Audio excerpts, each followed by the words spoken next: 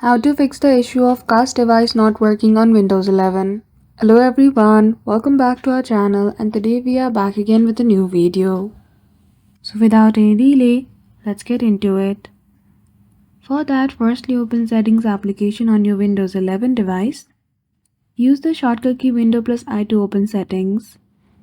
Then after go to System and then choose the option of Troubleshoot. Then click on the option of Run the troubleshoot for hardware devices. The second method is to go to Settings again, go to Set Network, go to Network Status, and then after you need to change the network which is not working, so change your Ethernet.